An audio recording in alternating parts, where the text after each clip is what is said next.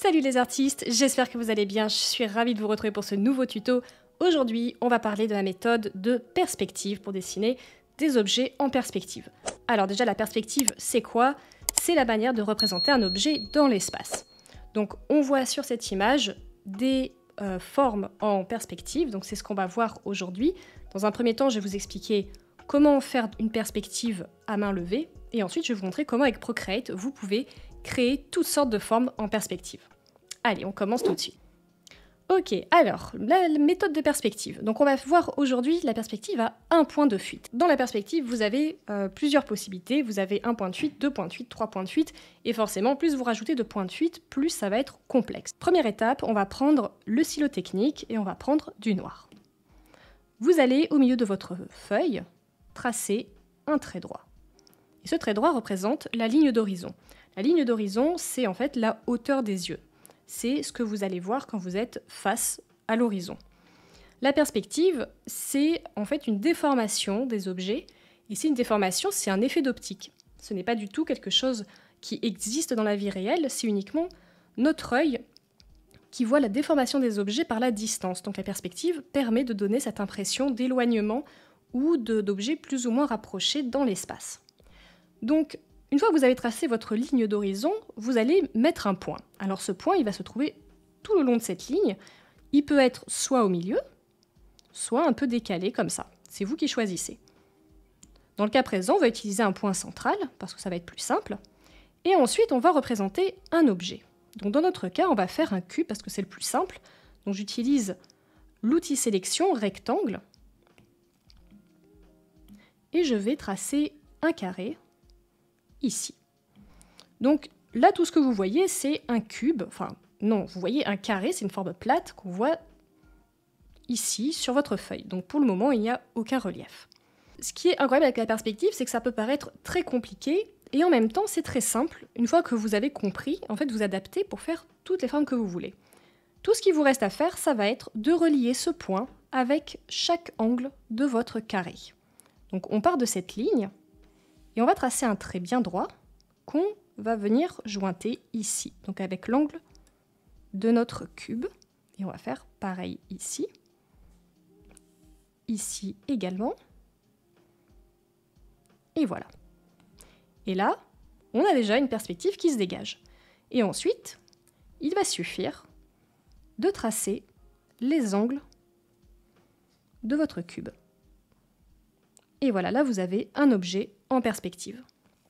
Donc ensuite, si vous voulez faire un autre type de perspective, il vous suffit de rajouter vos formes là où vous le souhaitez. Par exemple ici. Et on va faire pareil, la même chose, une perspective. Donc on va relier les points. Et là, vu que vous êtes en fait sous la ligne d'horizon, c'est comme si vous voyiez l'objet par-dessus. On voit bien ici la différence.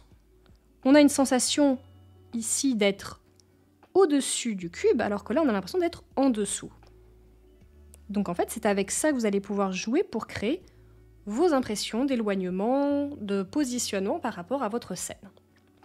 Donc ça, c'est le principe de perspective à un point de fuite.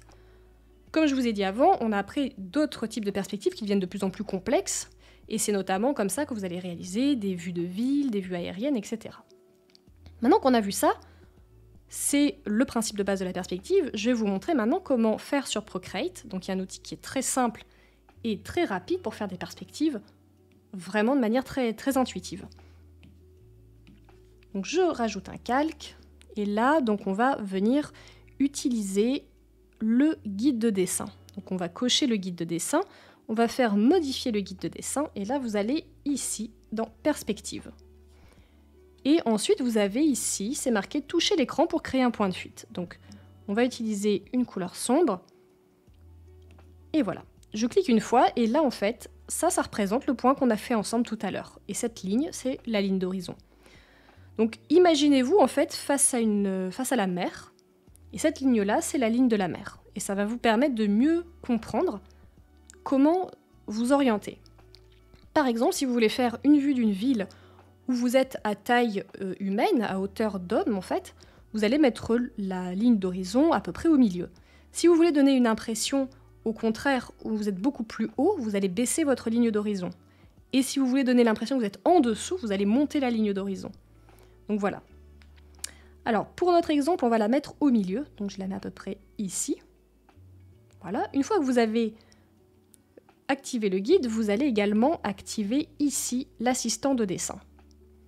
Et là, ça va vous mettre assisté. C'est vraiment important de le mettre à chaque fois, sinon ça ne fonctionnera pas. Ok, on va pouvoir commencer maintenant à créer notre dessin. Alors pour le dessin que je vais faire, donc j'utilise une toile carrée en 2048 par 2048 pixels avec une définition de 300 dpi. Pour le dessin qu'on va faire, de toute manière, ce n'est pas très grave parce qu'il n'y a pas non plus énormément de détails et de nuances, donc pas trop problématique. Donc on va faire ensemble le dessin, vous voyez des formes ici. Tout le fond, par contre, je vous le mettrai en lien en description de la vidéo, vous pourrez le télécharger et vous pourrez directement faire votre dessin dessus. Tout simplement parce que c'est pas très intéressant de faire le quadrillage. Donc voilà, on va vraiment se concentrer aujourd'hui sur la perspective. Alors on va déjà, dans un premier temps, dessiner nos formes. Et pour ça, donc, je vais revenir sur mon guide de dessin et je vais refaire modifier le guide de dessin. Cette fois, on va faire une grille 2D. Et on va monter un peu la taille des pixels. On va mettre à 130 pixels ici dans la taille. Ok. Ensuite, donc, premier calque assisté, on va dupliquer, on va faire, on a combien de formes? 1, 2, 3, 4, 5, 6, 7, 8. On va faire 8 calques.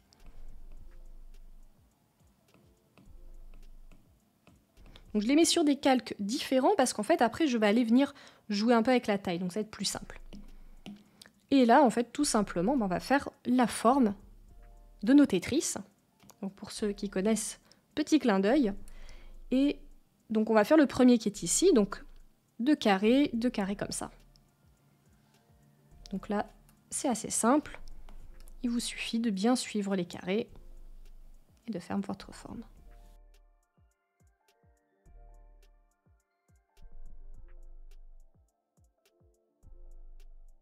Ok, voilà pour ma première forme. Ensuite, on va faire celui-ci. Donc celui-là, ça va être 4 carrés. Troisième calque, donc on va faire celui-ci.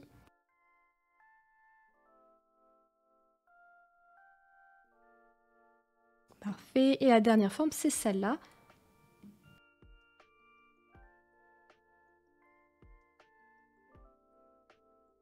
Donc au début, hein, effectivement, pour faire de la perspective, ce que je vous recommande, c'est d'essayer avec des formes simples pour vous entraîner et comprendre un peu comment fonctionnent les formes dans l'espace. Donc le carré, c'est le plus simple pour ça. Et après, vous allez pouvoir commencer à vous exercer avec des formes plus complexes, comme des sphères par exemple, où là, il y a une autre notion qui va rentrer en ligne de compte. Alors, ce qu'on va faire, qui va être plus simple, je vais supprimer cela. Voilà, et on va plutôt... Donc, sur le dessin, j'ai deux comme ça. Donc, celui-là, je le duplique. Celui-là, je vais en avoir deux également. Donc, je le duplique également. Celui-là, j'en ai qu'un. Celui-là, j'en ai deux. Donc, on l'a fait. Et celui-là, on en a deux également. Donc, on doit être bon. Donc, 3 comme ça, 1 comme ça, 3 comme ça, 1 comme ça. Et on les fait sur des calques différents. Ok. Maintenant, on va pouvoir remettre notre guide de dessin. Donc, on va le modifier et on va remettre notre perspective. On va bien mettre la perspective bien au milieu. Parfait. Alors ensuite, il suffit d'aller venir sélectionner nos formes. Donc, on va commencer par celui-ci. Donc, cette forme-là, on va venir la placer ici à peu près. Donc là, on va déjà décaler les trois. Et celui-ci, on va le mettre là, on va l'agrandir un petit peu. On va le positionner ici. Ensuite, celui-là, qui est ici, on va venir le déplacer ici. On va l'agrandir un petit peu également. Ensuite, on a devant celui-là.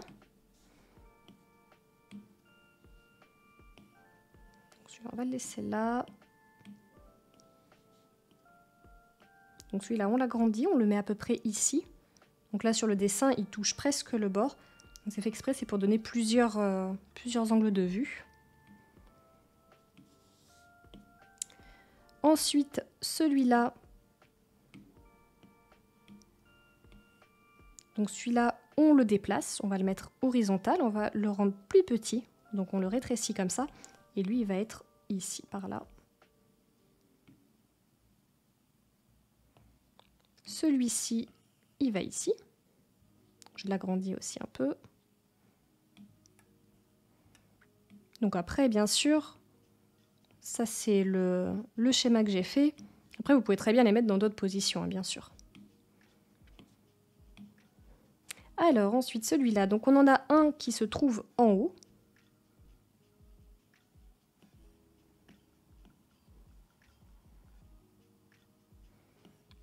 Alors, celui-là, on va l'agrandir, on va le mettre comme ça. Et par contre, ce qu'on va faire, c'est qu'on va gommer cette partie. Je vous montrerai après, on le fera directement en perspective.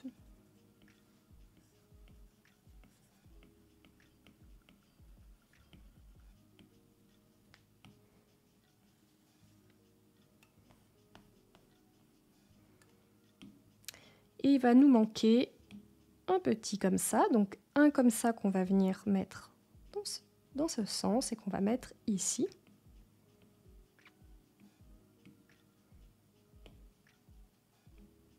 Et celui-là qu'on met ici et qu'on agrandit un peu. Et le tout petit qui est là et qu'on met ici.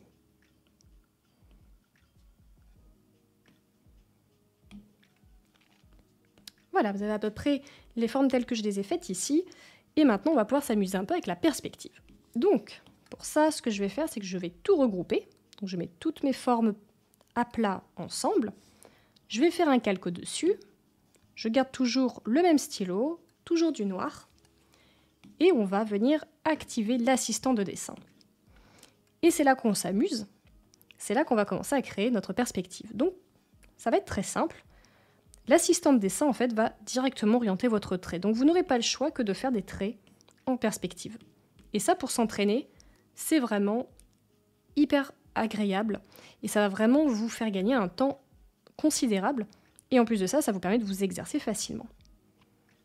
Donc là, ce qu'il faut faire, tout simplement, ça va être suivre les lignes de perspective en partant de tous les points, de tous les angles.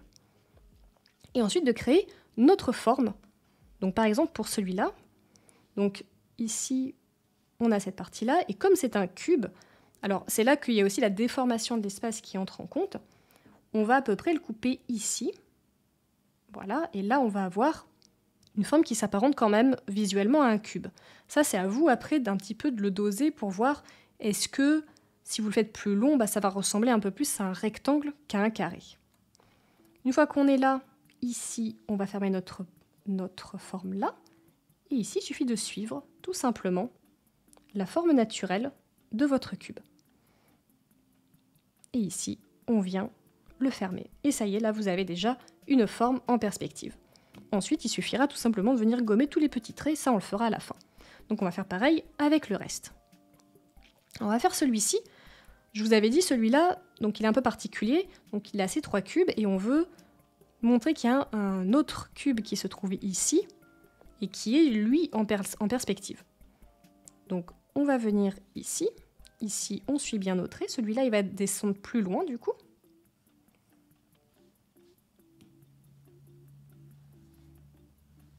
Celui-là également. Et ici, donc, on va s'arrêter à peu près ici. Donc, premier trait qu'on trace comme ça. On le ferme ici.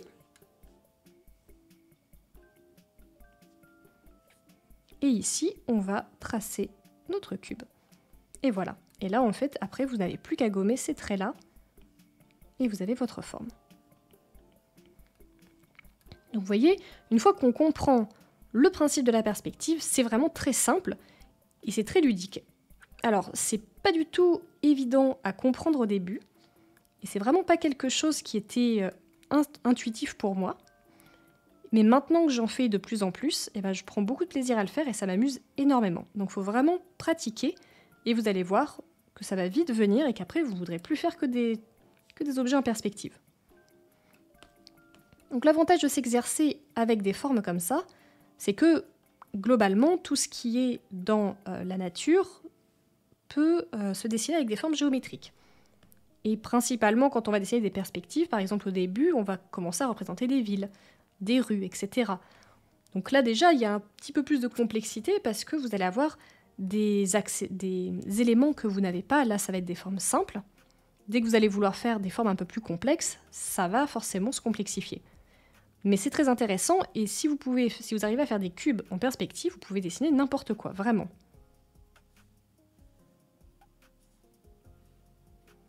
Donc n'hésitez pas à me dire en commentaire si ça vous plaît. Est-ce que vous aimeriez effectivement une autre vidéo où je parle peut-être de la perspective à 2 points de fuite, du coup, où on va aller un petit peu sur quelque chose d'un peu plus complexe? Et est-ce que vous aimeriez peut-être qu'on fasse un dessin en perspective, une ville ou que sais-je? Donc n'hésitez pas à me dire ça en commentaire.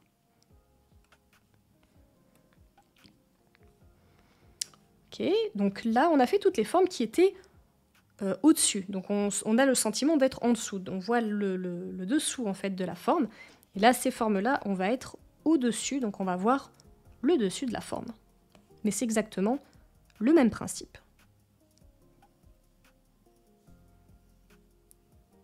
Donc toujours vous commencez, vous tracez toutes vos lignes. Des lignes plus longues, c'est pas un problème. Et ensuite, vous les terminez. Donc là, on s'arrête là. Là, on ne fait pas de trait, hein, bien sûr, parce que le trait, il va derrière. En fait, pour vous montrer, pour que vous compreniez aussi ce que je veux vous dire, c'est que là, ces formes-là, évidemment, si elles étaient transparentes, on verrait l'arrière. D'accord? C'est-à-dire qu'elles continueraient ici. Et ici.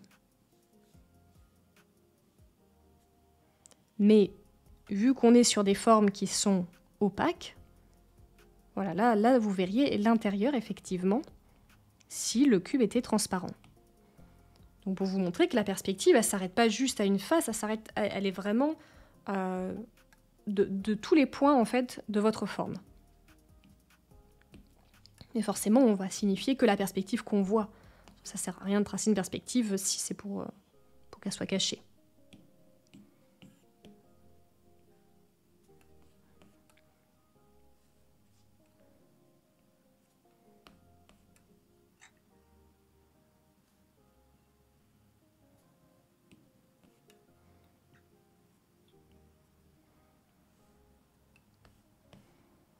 Ok, donc on a fait celui-là.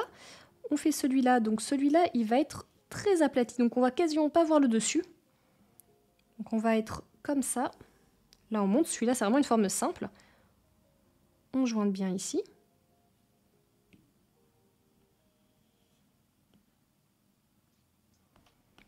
Et ici, normalement, on voit juste un peu le dessus. Voilà, c'est vraiment très très faible parce qu'il est presque totalement droit. Donc on voit un tout petit peu le dessus.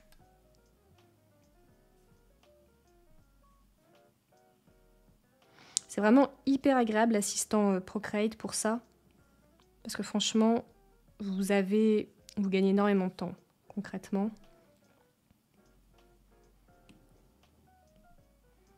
Et ça vous permet d'avoir des traits bien droits. Et là, alors cette forme-là, elle est un peu particulière. Hein. Donc on a ici le dessus et ne pas oublier, bien sûr, de montrer l'arrière. Donc le dessous ici. Je vous rassure tout de suite, c'est tout à fait normal si vous vous cassez la tête sur la perspective et si vous n'y arrivez pas du premier coup, même avec le tuto. La perspective, c'est vraiment quelque chose qui n'est pas, voilà, qui est pour certaines personnes en tout cas, qui n'est pas du tout intuitif et il faut parfois un peu de temps pour l'appréhender. Et en tout cas, je parle pour ma part. J'appréhendais pas mal la perspective au début quand je commençais un peu à m'intéresser d'un peu plus près au dessin plus poussé. Et finalement, je me suis rendu compte que c'était assez simple. C'est juste qu'il faut un petit peu pratiquer. Et puis, avec cette technique, ben, c'est vraiment hyper rapide en fait. Donc voilà, on a déjà un aperçu qui est quand même vraiment sympa. On voit déjà bien les lignes de force.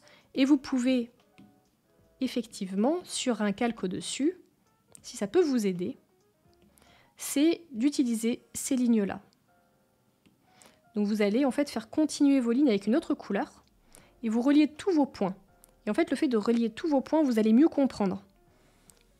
Voilà, si vous séchez à un moment donné, vous reliez tous vos points et vous regardez un petit peu ce que ça vous fait. Là, vous allez comprendre que votre forme, elle sort vraiment de l'espace. C'est vraiment une manière de dessiner de la 3D, très concrètement. Ok, et bien maintenant on va passer à la colorisation. Donc là ça va être assez simple. Première étape, on va fusionner nos formes et on va venir les nettoyer. Donc pour ça j'enlève l'assistant de dessin, j'utilise la gomme et j'utilise le stylo technique avec la gomme. Et je vais venir voilà, gommer toutes les petites imperfections que j'ai faites et je vous retrouve juste après pour la colorisation.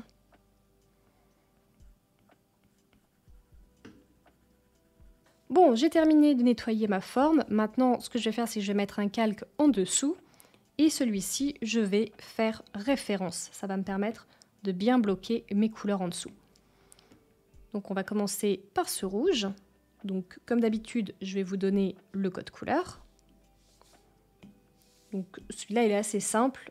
En fait, vous allez tout au bout ici du rouge. Et c'est vraiment la couleur primaire, le premier rouge qui est ici. Et ensuite, donc, il suffit de faire glisser la couleur dans les cases. Et ensuite, vous pouvez faire continuer le remplissage. Cliquez une fois et ça vous remplit votre forme. Ensuite, il faut recliquer dessus pour quitter le color drop, donc le remplissage automatique de la forme. Ensuite, on va prendre ce orange. Donc la valeur, c'est FC6900. Et donc pareil, donc on fait glisser notre couleur, continuer le remplissage. Et c'est hyper rapide. Ensuite, on a ce jaune. Donc pareil, c'est un jaune assez primaire. Donc c'est le FFEC00. Et bien évidemment, pas la peine que je vous le dise, mais vous pouvez mettre toutes les couleurs que vous voulez et vous amuser autant que vous voulez. Ensuite, on a ce violet. Donc c'est le FF00FA. Je ne l'ai qu'une fois. Ensuite, on a ce joli vert, le 02FE00. Donc celui-là, je m'en suis servi ici et ici. Donc là, je fais ces faces-là. Alors, il n'y a pas forcément de logique en termes de lumière. Ce que je voulais surtout, c'est que vous voyez qu'il y avait différentes faces et vous montrer qu'il y avait du volume. C'est surtout pour ça que j'ai fait des couleurs différentes, mais il n'y a pas vraiment de logique en termes d'éclairage. Ensuite, on va prendre ce bleu, un beau bleu ciel un peu turquoise. Donc c'est le 07EFFB.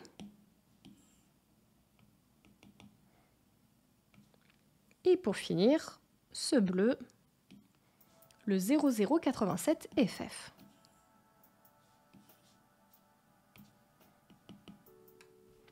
Parfait. Une fois qu'on est rendu là, moi tout simplement ce que j'ai fait, c'est que par exemple pour ce bleu-là, j'ai pris, donc je retourne sur ma roue en classique et je vais prendre une couleur plus sombre que je vais mettre sur toutes les surfaces plates, donc sur tout le dessus. Voilà. Et ensuite, je vais prendre une couleur beaucoup plus claire, donc un bleu très clair, que je vais mettre sur ces faces. Et là, vous voyez tout de suite comment votre dessin a pris vie et est vraiment en relief avec juste quelques petits coups de crayon. Donc on va faire exactement pareil pour toutes les couleurs. On prend la couleur de base et on va venir prendre une couleur plus foncée et bien signifier. Ici, vous mettez la couleur la plus foncée en dessous et la couleur la plus claire sur ses faces. Bon, faites-le, c'est vraiment un exercice assez simple et qui va vous permettre de bien comprendre comment fonctionne votre forme. Ensuite, pour ce vert-là, je prends une couleur plus sombre et la couleur plus sombre, je vais la mettre en dessous et je vais l'utiliser ici. Donc ici et là, en dessous à chaque fois. Ensuite, je prends une couleur plus claire et je vais la mettre sur ces faces-là. Voilà les artistes, j'espère que cette vidéo vous a plu. Donc comme je vous ai dit, si vous avez aimé le concept, que vous aimeriez en savoir plus, n'hésitez pas à me dire ça en commentaire. Comme d'habitude, pensez à m'envoyer vos dessins sur Instagram en message privé et je me ferai bien évidemment un plaisir de les partager avec la communauté. Les amis, je vous souhaite une très bonne journée, une très bonne soirée et à très bientôt pour la prochaine vidéo. Salut les artistes!